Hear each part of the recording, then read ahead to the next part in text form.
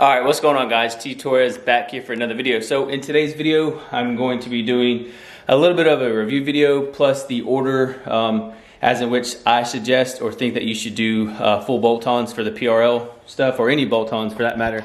So if you do not know, the car is what we like to consider full bolt-ons now. Let me go ahead and pop the hood for you real quick. Okay, so as you can see right off the top, we have the PRL high volume intake.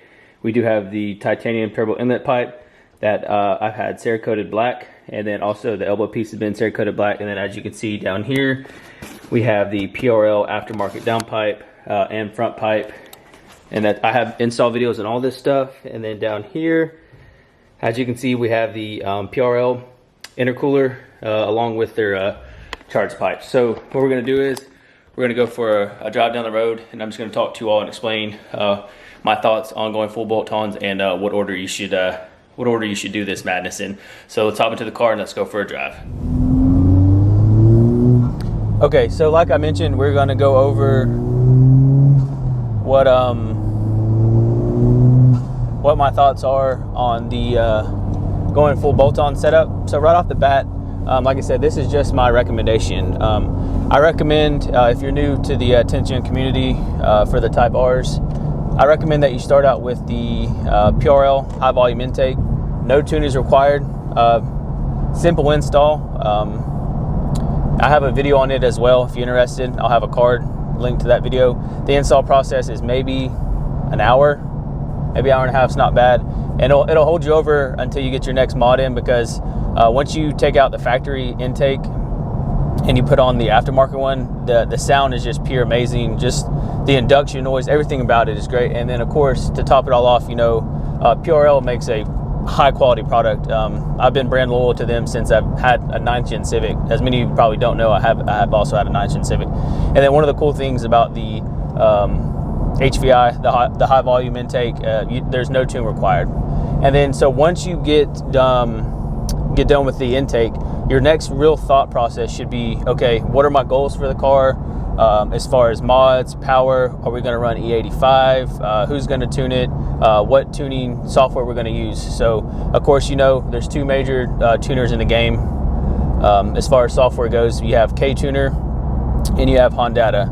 And as of right now on my build, I'm running the K-Tuner, and I'm running their off-the-shelf full bolt-on map, and everything seems to be, working fantastic as it always has been. James has a great company, makes great products. So second step, after you do the high volume intake, or put whatever intake you want to put on, you need to ask yourself your goals, your power goals, what fuel you want to run, how far into the list of mods do you want to go? Do you want to go full bolt-ons? Do you want to just do an intake? Maybe you want to just do an exhaust. That will help you determine which tuning platform you want to go with, like K-Tuner and Honda. So once you get that piece knocked out, you have your tuning solution, and you can start tuning specifically for the parts that you have on your car. So next in the lineup, which would be third, I would recommend doing the intercooler with charge pipes. So like I mentioned, I'm brand loyal to PRL. I love their stuff, great products, great company, great people. So I went with the PRL intercooler with their charge pipe combo. That was the third thing. Not a very hard install, but it is kind of tedious with the charge pipes, being that if you don't have a lift and you're on the ground like I was installing it, one of the scariest parts is always, removing the bumper. You have to pull out and pop it out of the little clips where it actually holds onto the bumper. That's the scariest part, because you don't want to break those clips, and you don't want to crack your freaking bumper. So that's always scary. And then, of course, intercooler just going to help with temps and increased airflow. Not necessarily a big horsepower gain in that category. So moving on to the fourth part that I would add if you're going to go full bolt-on. This is my order. This is just my opinion. I would go ahead and do the downpipe, front pipe. And the reason why I say that, I see some people, they go ahead and do the turbo inlet pipe. But if you're going to do the turbo inlet pipe in the elbow, you're already going to have to remove all that stuff anyways to do the downpipe. So if you can afford it, I would just buy all these parts at once. So I did the downpipe first. I did the downpipe and front pipe first. The downpipe can be a little bit tricky. Of course, you know, the stud bolts that go to the top of the downpipe, those, you make sure you want to soak those, because if you don't soak those and you snap one of those off, it's going to be a bad day. So since you've already, you know, changed out the factory downpipe and the front pipe, it's going to make it that much more easier to get that turbo inlet pipe off and that elbow, because you already know how to remove all that stuff. All the stuff on the top of the engine bay you have to remove anyways. Let's get over. So that would be next, downpipe, front pipe. And then noticeably right off the bat, once you do the downpipe, I went catless. So PRL is not manufacturing any more catless downpipes, so I was fortunate enough to get one of the last in the batch, and I wouldn't have it any other way because I don't have to worry about emissions or anything here in the beautiful state of Florida. And then, so once you do the downpipe, catted or catless, you are going to have to go into your tune and turn off the catalyst efficiency and then the slow response. I did that within K-Tuner, 2 clicks of a button, flashed the car back, and no check engine or cell light has been on since. So after you do the downpipe, front pipe, the titanium inlet pipe and elbow, super simple install. Like I said, maybe an hour, because you already had it off in order to do the downpipe. So ideally, if you can do the downpipe, front pipe, and the turbo inlet pipe and elbow in the same day, that is exactly how you want to do it. But I broke mine up into 2 different days. I was going to do the downpipe and the turbo inlet pipe the same day, but I was just very exhausted. I didn't do it. So the next day I did the titanium turbo inlet pipe.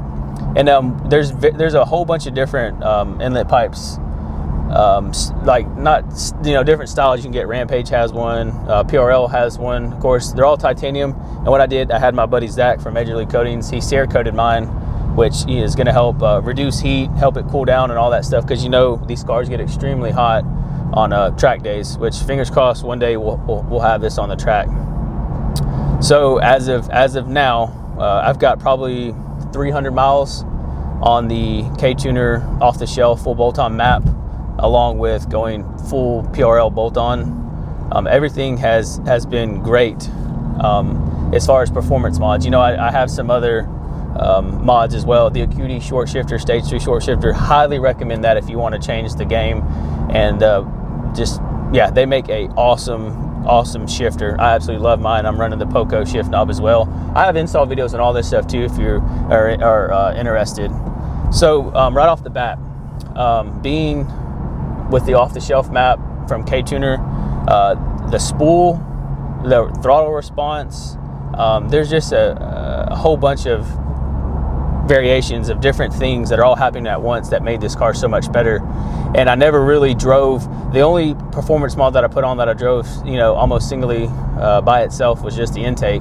Yeah, of course it added some power and added some cool noises, but you know, I did the intercooler one day, I did the downpipe like the next day, and then I did the turbo inlet pipe, and there was really no miles driven, hardly any, maybe 10 miles driven between the difference of those 3 parts. But I can tell you now,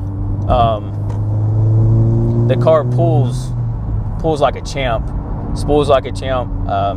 You know, peak boosting, I think right around 26 pounds, if I do recall. So now in my head, I've got to figure out there's a few more things that I want to do to the car before I'm satisfied when it comes to going full bolt-ons. Now keep in mind, I only have like 2,800 miles on the car, so it's really not that much.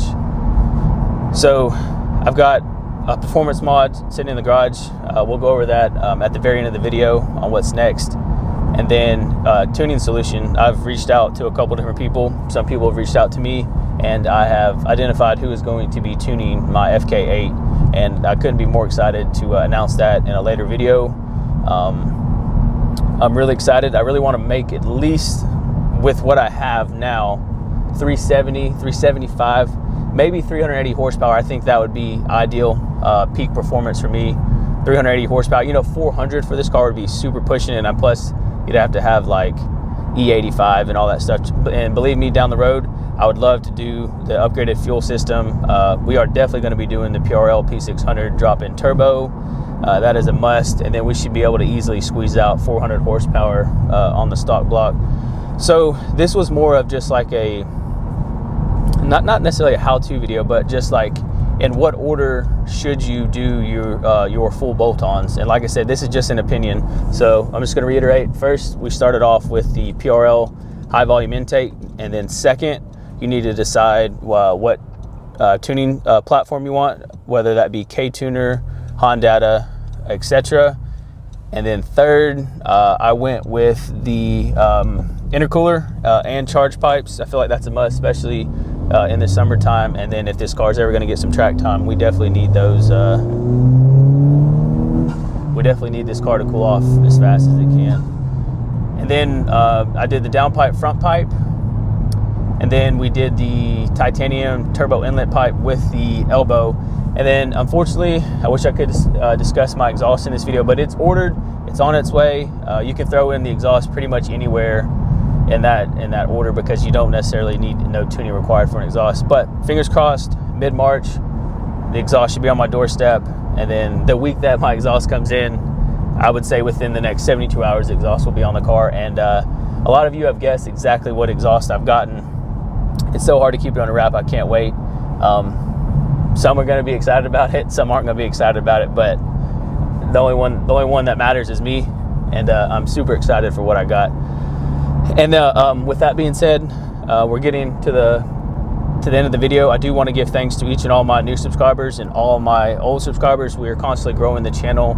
And my goal by the summer, or by the end of the summer, I do want to hit 20,000 subscribers. And I really am grateful for all that. And then we have some things in the works for merch. I constantly get feedback of people asking like, hey, yo, how can we give back to the channel? Blah, blah, blah, this stuff.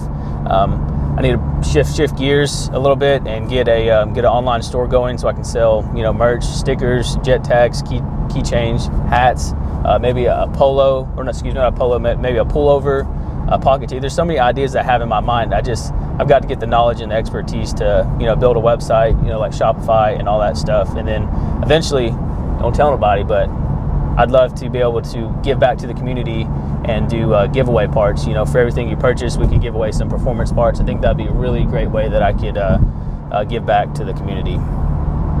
So with that being said, if you're stopping into the channel for the first time, please hit that subscribe button.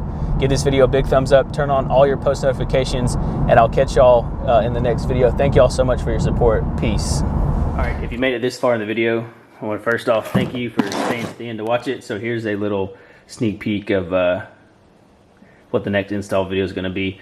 Comment down below if you think you know what it is, because you're probably right.